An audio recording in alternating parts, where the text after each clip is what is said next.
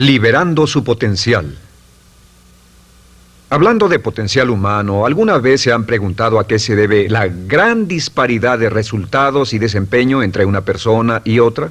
Una persona que percibe $250,000 anuales no es 10 veces más astuta ni mejor que una persona que percibe $25,000 anuales. ¿Por qué la diferencia de 10 veces sus ingresos? Y si tomamos a una persona que percibe $2,5 millones al año, ¿será esa persona 100 veces mejor, más astuta que la persona que gana $250,000? Imposible. En un estudio reciente de coeficiente intelectual probaron a 1,000 personas de una cierta población y llegaron a la conclusión de que la mejor persona entre los 1,000 solo era 2,5 veces más astuta que la persona de menor coeficiente intelectual. Solo 2,5 veces la disparidad, y tal vez eso sea con toda la población. ¿A qué supone que se debe la diferencia? Al hablar de potencial humano, llegamos a una fórmula que deduje hace algunos años. Tal vez eso lo explique un poco. La fórmula comienza con lo que llamamos AI. O sea, atributos innatos, las cualidades, la inteligencia, la habilidad, el temperamento, cosas con las que se nace que no pueden cambiarse mucho. Además de los atributos adquiridos. Estos atributos son muy importantes, son su educación, su capacitación, sus capacidades, su experiencia, conocimiento, sabiduría, etc., multiplicado por A, que es su actitud, es igual al potencial humano individual, o al desempeño humano individual o resultados individuales humanos. Ahora, de estos tres, los atributos innatos se traen desde el nacimiento. Los adquiridos pueden cambiarse, pero se necesita cierto tiempo para ello, aunque a veces cambiamos muy rápidamente.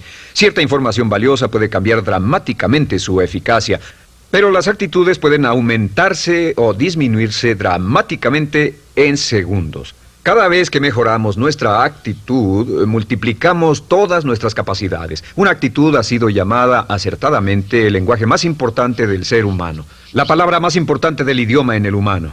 Todo lo que hacemos en la vida, según un estudio en Harvard entre estudiantes ejecutivos, será en un 85% de actitudes. Un 85% de su éxito estará determinado por su actitud. Eso significa que está determinado por cuán positivo o cuánta actitud mental positiva se tenga.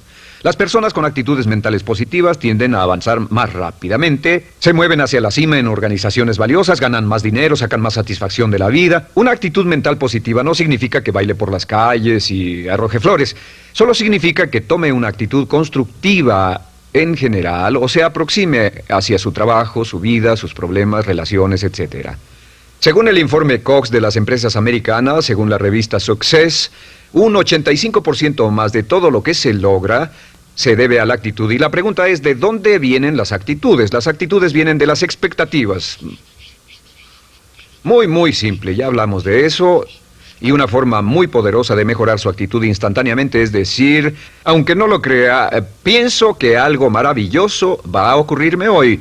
Como dijimos antes, nuestras expectativas sobre los desenlaces determinan nuestra actitud. Si espera que las cosas salgan bien, tendrá una actitud positiva. Si espera que salgan mal, tendrá una actitud negativa. Y lo maravilloso es que podemos fabricar nuestras expectativas. Podemos esperar lo que deseamos. Podemos esperar cosas buenas, cosas malas, y no nos decepcionaremos. ¿De dónde surgen nuestras expectativas? Nuestras expectativas surgen de nuestras creencias y de nuestros valores. Son el centro de los factores motivacionales de nuestra personalidad, nuestras creencias. Y esto nos conduce a un entendimiento del potencial humano. Significa básicamente que nuestra actitud es una expresión externa de lo que está ocurriendo internamente. Y esto es consistente con las leyes mentales. Con respecto a las creencias, cada uno de nosotros tiene muchas creencias en el fondo que los psicólogos llaman los conceptos propios. El concepto propio, o su descubrimiento, es considerado por muchos como el logro único y más importante para comprender el desempeño humano en el siglo XX. Yo estoy de acuerdo. El concepto propio es como, si queremos usar una analogía militar, el centro de mando. O si queremos usar una analogía técnica, es el programa central de su computadora básica. Es un grupo de creencias, valores, actitudes, sentimientos, ideas, etcétera, almacenadas en el fondo de nosotros y son el resultado de casi todas las experiencias que hemos tenido en la vida. Y algunos investigadores dicen que el concepto propio comienza a formarse aún antes del nacimiento, pero el concepto propio, una vez colocado, Precede, predice y determina sus niveles de eficacia y desempeño en todas las áreas de nuestra vida. El concepto propio se convierte en el centro de mando o el programa maestro. El concepto propio de este grupo de creencias determina lo que dirá, lo que hará, cómo actuará, cómo se siente y reacciona, etc. ¿Qué significa esto? Significa que todas las mejoras en su vida externa, todos los cambios en su realidad comienzan con un cambio en su concepto propio. Les voy a explicar lo que significa. Esta es una gráfica muy simple. Hablamos de potencial humano y decimos que la persona promedio usa un 10% o menos de su potencial. Según investigaciones, tal vez es mucho menos. El Instituto Stanford Brain en Santa Clara, California, estima que tal vez se aproxime a un 2%. Seremos generosos y diremos que la persona promedio usa un 10%. Significa que en los mejores casos, la mayoría, como usted o yo, no usamos un 90% de nuestro potencial. Uno de los mejores filósofos, Oliver Wendell Holmes, dice que la tragedia de la persona promedio es que llegan a la tumba con su música aún por dentro. Aún están funcionando con mucho menos de su potencial total. Y esto es el potencial humano. Sabemos que existe una relación directa entre el potencial humano y el concepto propio. Pero como nuestros conceptos propios o nuestras estimaciones de nosotros mismos generalmente son mucho menores de lo que debieran ser, nuestro nivel de desempeño y eficacia también es menor. Sabemos que nuestro concepto propio es altamente subjetivo.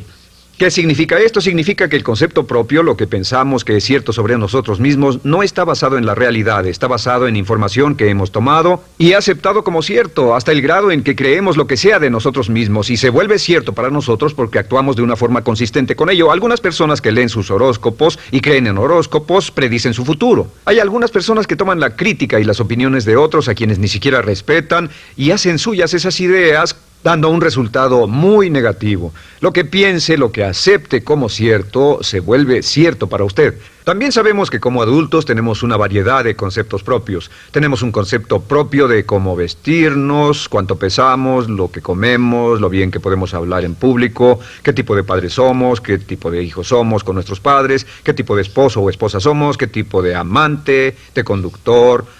Lo interesante de manejar es que todos los hombres tienen un concepto muy positivo con respecto a esto. Las mujeres no entienden esto, pero los hombres nacen con un genio inherente para manejar. Todos los hombres son choferes excelentes. Si no lo creen, todo lo que tienen que hacer las mujeres que están viendo esto es pensar en la última vez que trataron de corregir la forma de conducir de un hombre y recordarán que no obtuvieron buenas respuestas. ¿Cómo respondemos ante alguien que desafía nuestro concepto propio, sugiriendo que no somos las personas que pensamos ser? Estamos a la defensiva, nos enfadamos, nos irritamos, es difícil que nos traten. Tenemos un concepto propio de lo creativos que somos, lo inteligentes, lo rápido que leemos, lo bueno que somos en los deportes, y si practicamos una gran variedad de ellos, tenemos un concepto propio para cada uno de ellos. Tenemos un concepto propio de lo bien que cocinamos, de lo bien que educamos a nuestros hijos, de lo bien que limpiamos nuestra casa, los autos que manejamos, etc. Y también de lo que valemos por lo que ganamos. Es muy interesante saber que nunca ganamos más del 10% de nuestro concepto propio en ingresos. Nuestro concepto propio determina nuestro nivel de ingresos. Este nivel de concepto propio se llama zona de confort. Y aunque querramos más dinero, veremos que la tendencia humana natural de todas las actitudes es luchar por lograr entrar a la zona de confort y luego quedarnos ahí. Si ganamos un 10% por encima de nuestro concepto propio de ingresos, tendremos una necesidad imperante de deshacernos de ese dinero. Lo donaremos, lo gastaremos en forma extravagante y hasta lo perderemos si recibimos demasiado. Las personas que ganan la lotería siempre están quebradas a los 2 o 3 años. Queman el dinero porque ese dinero está más allá de su concepto propio. Si gana 10% o menos de su nivel de concepto propio, se descubrirá luchando, trabajará más duro, más tiempo, pensará en forma más creativa, buscará diferentes formas para aumentar sus ingresos o sus segundos ingresos. La única forma de mejorar cualquier parte de su vida, incluyendo sus ingresos, es aumentando el nivel del concepto propio de sus ingresos, comenzando a pensar en usted como si estuviera ganando más dinero. Si quiere bajar de peso, la única forma en que podrá lograrlo es pensando en que está delgado. Piense en usted mismo como una persona más delgada. Si quiere volverse una persona más popular, más amorosa, más feliz o más sana, comience a pensar una y otra vez en esas cosas hasta que se vuelvan parte de su nuevo concepto propio. Hablaremos de eso más adelante. Es una parte esencial de la programación de su mente hacia el éxito. Su concepto propio global está determinado por el promedio de sus conceptos propios en las áreas que considere importantes. Ahora, su concepto propio está formado de 3 partes críticas. La primera parte del concepto propio es el ideal propio. El ideal propio es la persona que más desearía ser, es su idea de lo que constituye un ganador, es su visión ideal de lo mejor que puede ser usted. Nada más, una de las cosas que sabemos de las personas con éxito es que las personas con éxito tienen ideales propios muy claros, ideales claros de quién quieren ser en el futuro. Las que no tienen éxito tienen ideales muy vagos. El número 2 es la autoimagen. La autoimagen es como un retrato de cómo se ve a sí mismo y lo que piensa de sí mismo. La autoimagen es el espejo interno, es como se percibe a sí mismo ahora en su desempeño actual, en forma cotidiana. La tercera parte es su autoestima. Su autoestima es cómo se siente consigo mismo. Cómo se siente consigo mismo es la fuerza motriz, el motor, la fuerza poderosa dentro de su subconsciente. Es la fuerza de energía dentro de su concepto propio y determina casi todo lo que le pasa. La mejor definición de autoestima es cuánto se agrada a sí mismo. Cuánto se agrada a sí mismo como esposo, cuánto se agrada a sí mismo como empleado, cuánto se agrada a sí mismo como jefe, como inversionista, como orador profesional, como atleta, etcétera. Según se agrade a sí mismo, su nivel de autoestima, su sentimiento emocional global respecto a cualquier área de su vida, determina su desempeño y su eficacia en dicha área. Lo sorprendente es que se convierte en lo que piensa, su concepto propio es maleable, su autoestima puede formarse repitiendo una y otra vez, me agrada mi persona, me agrada mi persona, me agrada mi persona. Me agrada mi persona, me agrada mi persona, me agrada mi persona. Entre más se repita, me agrada mi persona, me agrada mi persona, entre más lo repita una y otra vez, más crecerá su autoestima y entre más crezca su autoestima, más crecerá su concepto propio global. Cuando crezca su concepto propio global, su desempeño será mejor en todo lo demás que emprenda. Cada vez que diga, me agrada mi persona, me agrada mi persona, me agrada mi persona, me agrada mi persona, me agrada, será como bombearse psicológicamente. Todo lo que pase que haga que su autoestima suba, hará que se comporte mejor. Todo lo que haga que su autoestima baje hará que se comporte peor, que cometa errores, que sea infeliz, etc. Un punto crítico de agradarse a sí mismo, sobre autoestima y agradarse a sí mismo, es que, número 1, nunca puede querer a nadie más de lo que se quiere a sí mismo. Que su nivel de autoestima es determinante de la calidad de relaciones que tenga con los demás. Y número 2, es que nunca puede esperar que nadie más lo quiera o respete más de lo que se respeta a sí mismo. Cuanto se agrade o se respete a sí mismo, determina sus actitudes hacia usted. Todas las escuelas de psicología actualmente están de acuerdo en el hecho de que depende de lo que usted realmente se quiera y se respete a sí mismo como un ser humano valioso e importante, tiene efecto sobre todo lo que le pase. Cuánto se agrade a sí mismo, y lo que puede hacer es mejorar su autoestima diciendo me agrada mi persona, me agrada mi persona, me agrada mi persona, me agrada mi persona. Y esto nos lleva a la pregunta, ¿de dónde viene el concepto de autoestima? Y descubrimos que el concepto propio es maleable, puesto que no nace con este concepto propio, no nace con ninguna idea sobre sí mismo, no nace con autoimagen ni autoestima. Nace, en cierto modo, como potencial propio. Es la mejor forma de plantearlo. La persona promedio llega al mundo como potencial puro. Y no tiene el concepto propio de que todo lo que es ahora, todo sentimiento que tiene, toda actitud o valor, tuvo que aprenderlo en el transcurso de su vida. También sabemos que el niño llega al mundo con una necesidad imperante de amor y contacto. Y como una gran cantidad de investigaciones lo indican, necesitamos mucho amor y contacto durante toda nuestra vida, pero en especial durante nuestros años de formación, porque de niños aprendemos quiénes somos, cuánto valemos, si somos importantes, inteligentes, amorosos, chistosos. Todo esto lo aprendemos por la forma en que nuestros padres nos tratan. Si nuestros padres, nuestros parientes, tíos o tías, en especial nuestros padres, nos tratan como si fuéramos realmente importantes, crecemos pensando que somos realmente importantes, pero si nuestros padres no lo hacen, pasa algo más. Sabemos que los primeros años de vida son los más importantes para el desarrollo del concepto propio, que un niño comienza a partir de cero. El niño nace sin saber quién es él o ella. Son sumamente valiosos el primero, segundo, tercero, cuarto y quinto años de vida.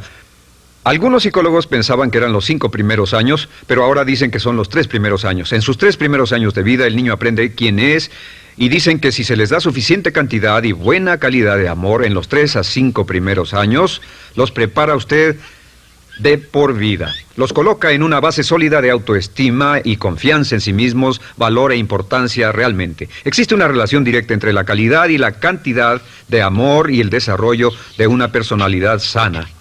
Entre más amor, amor incondicional, reciba un niño en sus años formativos, más fuerte será la base de su personalidad. El reverso de la educación es que casi todos los problemas de psicosis, neurosis, perturbaciones de la personalidad y problemas de comportamiento surgen de los problemas que se tengan con el concepto propio. Ahora observemos a los adultos. Aquí está nuestra personalidad adulta. Si nos observamos, podemos llegar a reparar nuestras bases, por así decirlo, repitiéndonos una y otra vez: me agrada mi persona, me agrada mi persona, me agrada mi persona, y llevamos ese concreto reparador hacia la base de nuestra personalidad. Los niños necesitan el amor como las rosas necesitan la lluvia. Los niños que carecen de amor a menudo mueren por escasez de amor. Es una enfermedad llamada marisma. Ahora, ¿qué más sabemos sobre los niños? Sabemos que los niños llegan al mundo con dos atributos notables. El primero es que no sienten temor. Los niños nacen sin temores. No temen a nada excepto a caerse y a los ruidos fuertes. Y esto se expresa en sus actitudes: yo puedo. Los niños llegan al mundo pensando que pueden hacer cualquier cosa, y quien haya criado a un niño hasta la edad de 3, 4 o 5 años sabe que debe pasar esos primeros años evitando que se maten, porque son como pilotos japoneses, porque no le tienen miedo a nada. Su segundo atributo es que llegan al mundo totalmente espontáneos. Dicen lo que quieren, hacen lo que quieren, son totalmente desinhibidos. Totalmente. Ellos no temen hacer nada de lo que desean, y esto se expresa en su actitud: no quiero. No tengo que hacerlo. Si ha tratado de controlar a un niño, lo habrá visto. Lo primero que dicen cuando comienza a darle órdenes, lo primero que aprenden es: no tengo que hacerlo. Claro, a veces cambiamos sus mentes de una u otra forma, pero estos son los dos atributos con los que los niños llegan al mundo. Llegan al mundo sin temores y desinhibidos. ¿Qué significa esto? Significa que nuestro derecho innato natural es no ser temerosos y ser desinhibidos. Y solo cuando podemos crear la misma situación en nuestra vida adulta, cuando no tememos y somos desinhibidos, nos sentimos a gusto con nosotros mismos. Las mejores organizaciones, las mejores compañías son las que crean un ambiente donde nos sentimos sin temores y sin reservas para ser nosotros mismos y para hacer lo mejor de nosotros. Al crecer descubrimos que los niños aprenden de dos maneras. La primera es por imitación. Imitan a uno o a ambos padres, en especial al padre dominante. Algunas veces el padre dominante cambiará cuando crezca el niño, y a veces los niños imitan al padre, a veces a la madre, pero aprenden por imitación. Muchas características y hábitos que tenemos como adultos los aprendimos de nuestros padres. ¿Alguna vez ha tenido la oportunidad, ha tenido la ocasión de gritarle o reñirle a uno de sus hijos? Verá que le dice las mismas cosas que le dijo su padre a usted cuando era niño. Así que imitamos. A veces imitamos su caminar, a veces su forma de hablar, a veces imitamos sus valores, sus creencias, etcétera, aunque esos valores y esas creencias no tengan ningún valor. ¿Por qué? Porque nuestros padres eran así cuando nosotros éramos niños. La segunda forma en que aprendemos es pasando de la incomodidad, lo que no se siente bien, hacia la comodidad. Freud llamó a esto el principio del placer. O sea que nos movemos hacia aquello que nos hace sentir cómodos, lo que nos da placer, lo que nos hace sentir bien con nosotros.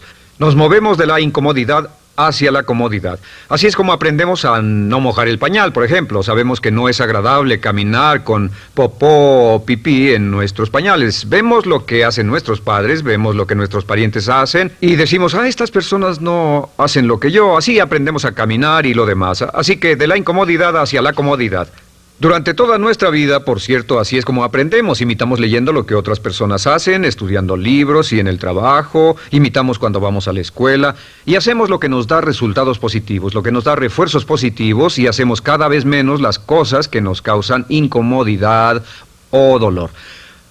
Ahora, muy temprano en la vida, como equivocación o como resultado de una equivocación que los padres cometen en la crianza, los niños comienzan a aprender hábitos y patrones negativos.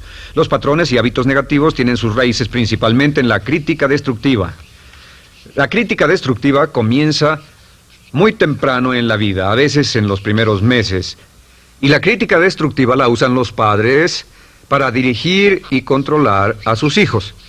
Desafortunadamente, tiene un efecto muy peligroso y dañino sobre nosotros, ya que la crítica destructiva tiende a minar la integridad de la personalidad del niño. Muchos de nosotros, incluyéndome a mí y a muchos de ustedes, nos hemos visto minados y heridos por la crítica destructiva más que todas las guerras en la historia. Ahora, como resultado de la crítica destructiva, comenzamos a desarrollar hábitos y patrones negativos. Los patrones de hábitos negativos son respuestas condicionadas hacia los estímulos. Los patrones de hábitos negativos se desarrollan en los inicios de la vida. Se desarrollan como resultado de una repetición del temor y el dolor una y otra vez. Se desarrollan como resultado de la crítica destructiva, el castigo físico, etc. En los inicios de la vida comenzamos a desarrollar dos manifestaciones que nos persiguen durante toda nuestra vida y más que ninguna otra cosa inhiben nuestro potencial. La primera es la llamada patrón de hábito negativo inhibido. El patrón de hábito negativo inhibido se aprende cuando al niño le dicen una y otra vez no.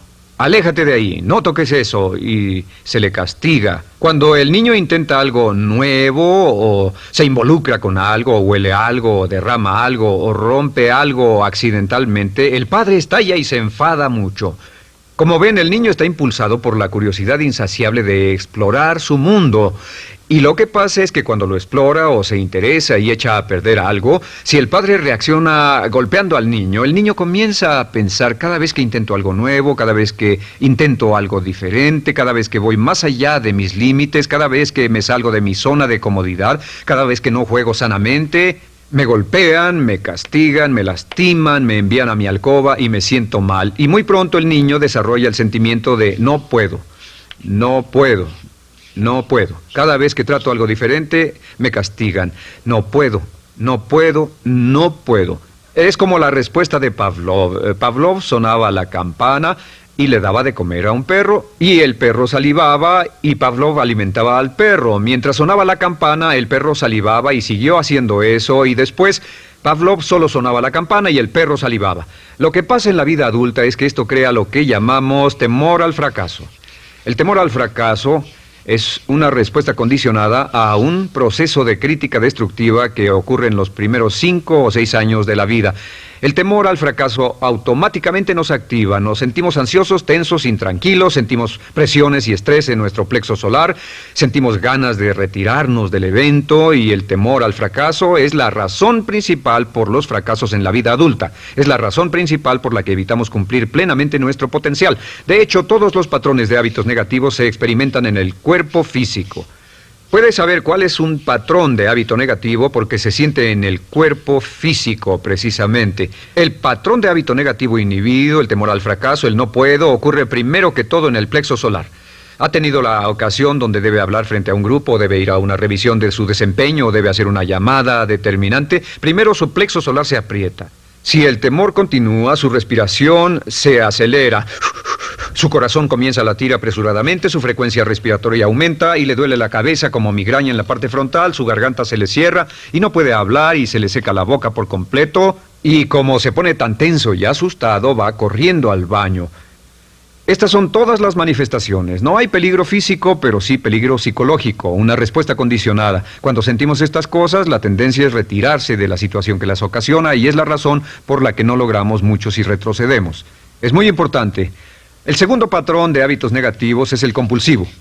El patrón de hábito negativo compulsivo se aprende cuando a los niños se les dice una y otra vez: más vale que lo hagas. Si no lo haces, tendrás problemas o me las pagarás.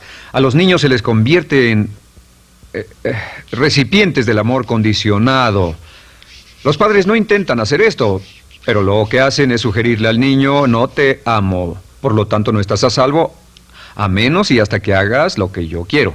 El niño crece sintiendo: tengo que hacer lo que quiera mi mamá. Debo complacerla, debo complacer a papá, debo complacer a los demás, debo complacer a mis parientes, y a veces debo complacer a mis semejantes, debo complacer a mis maestros, debo complacer a todo el mundo, y crecen con esto: debo. No puedo hacer lo que quiero hacer, debo hacer lo que complace a las demás personas. Este patrón de hábito negativo muy temprano en la vida se traduce en el temor al rechazo. El temor al rechazo lo experimentan los hombres como adultos como un comportamiento tipo A. Hablaremos del comportamiento tipo A posteriormente. El comportamiento tipo A es una necesidad compulsiva o excesivamente compulsiva de complacer de algún modo a alguien sin normas de comportamiento, prácticamente sin pensarlo. El temor al rechazo nos impulsa, nos hace muy sensibles a las necesidades de los demás. Hacemos cosas que otras personas quieren, no hacemos lo que nosotros queremos. Siempre estamos tratando de complacer a los demás. Tenemos preocupaciones o nos importan las opiniones, sentimientos y actitudes de otros hasta el punto donde ocultamos nuestras necesidades. El temor al rechazo se siente en la columna del cuerpo. Se divide el cuerpo a la mitad y se siente hacia abajo en la mitad posterior del cuerpo. El primer lugar donde comienza a sentirse el temor al rechazo es generalmente en los hombros y el cuello. Nos sentimos entumidos, duros, tensos. Cuando tenemos mucho que hacer sentiremos un estrés tremendo en la columna. Los músculos se estiran en la parte posterior. A veces se manifestará como flebitis y venas varicosas y a menudo nos darán dolores de cabeza en la parte posterior de esta porque las arterias carótidas que llevan la sangre hasta la cabeza, los músculos a su alrededor se contraen y la cantidad de sangre que fluye hacia la cabeza fluye más lentamente y se siente un terrible dolor de cabeza en la parte posterior. Estos dos temores, los patrones de hábitos negativos compulsivos, el compulsivo y el inhibitorio, son resultado de la crítica destructiva, el gran destructor de la personalidad que nos persigue durante toda la vida. Y lo maravilloso de todo esto es que como son patrones de hábitos aprendidos, podemos olvidarlos. Podemos acabar con el temor al fracaso que nos detiene. Podemos acabar con el temor al rechazo que hace que hagamos cosas que complacen a los demás en vez de complacernos a nosotros, trabajando con nuestra propia autoestima. Porque existe una relación inversa entre la autoestima y el patrón de hábitos negativos. Porque entre más se agrade a sí mismo, menos teme al fracaso. Entre más se agrade a sí mismo, menos teme al rechazo. Entre más se agrade a sí mismo, menos temerá a cualquier cosa. Y si sigue repitiendo, me agrada mi persona, me agrada mi persona, me agrada mi persona una y otra vez, si sigue diciendo esto, con el tiempo su autoestima sube más y más y más y más y sus temores desde luego bajan. Cuando su autoestima sube, sus temores van en dirección opuesta. Ahora, ¿cómo enfrentar la crítica destructiva si debe criticar a otras personas? Pues eso es muy simple. Muchos padres nos han preguntado eso. ¿Cómo se controla a los niños? Una de las claves para controlar a los niños es dirigirlos para que hagan algo constructivo en lugar de hacer algo destructivo. Otra cosa que debe recordarse es que lo que quiere hacer es que quiere dar una crítica informativa, crítica constructiva, lo que significa que se les dice a los niños lo que pueden hacer o a los adultos lo que pueden hacer mejor. Todo el propósito de dar retroalimentación de cualquier tipo es mejorar el desempeño. Si es padre o si es jefe o si es una persona en una relación, si una persona está haciendo algo malo o inadecuado, todo el propósito de darles cualquier tipo de retroalimentación es para que puedan hacerlo mejor. Sin embargo, existe una relación directa entre la autoestima y la crítica destructiva. Cada vez que se critica a una persona, su autoestima baja. Y cada vez que su autoestima baja, su habilidad para desempeñarse baja. Si critica a una persona en forma destructiva demasiado tiempo, llegará a un punto donde no intentarán nada. Se convierte en lo que llamamos hipersensible. Un adulto hipersensible es aquel que no puede aceptar críticas de nadie. Un adulto hipersensible es una persona que está muy tensa, ansiosa, si siquiera sugiere que no está haciendo lo correcto. Si trata con un adulto hipersensible, la clave es sentarlo y recordar 4 cosas. Número 1, comenzar con alabanzas. Número 2, proteja la autoestima de la persona a toda costa. Número 3, discuta el desempeño y no a la persona. Hable del comportamiento más que de la persona. Y número 4 es enfocarse hacia el futuro en vez de en el pasado. Enfóquese hacia lo que va a hacerse en forma diferente en el futuro en vez de lo que pasó en el pasado. ¿Por qué? Una razón muy simple, porque una persona no puede controlar el pasado. Al no poder controlar el pasado, cualquier crítica de lo que han hecho en el pasado les da un estrés tremendo y frustración. Así que, en resumen, la clave del éxito en la vida es una actitud mental positiva. Una actitud mental positiva se basa en expectativas de éxito, de una serie de expectativas positivas. Esa serie de expectativas positivas se basa en sus creencias y en su concepto de sí mismo. El centro de su concepto propio que determina su eficacia en la vida es su autoestima, y su autoestima se mide por cuanto se valore a sí mismo. Las dos cosas que nos frenan más que nada son el temor al fracaso y el temor al rechazo. Y uno de nuestros secretos centrales de éxito es este: Conviértase en un organismo generador de autoestima perpetua. Haga continuamente cosas para usted mismo, hacia sí mismo en su vida, que hagan que se agrade a sí mismo, que se ame, que se acepte, que se respete, que hagan que se sienta fantástico con usted mismo. Si es un jefe o un padre, no olvide que la clave para el máximo desempeño en su hogar y en su trabajo es hacer que las personas se sientan maravillosamente consigo mismas. Entre mejor se sienta consigo mismo y más se agrade, más probable será que logre que las personas a su alrededor lo quieran, lo acepten, lo respeten, se respeten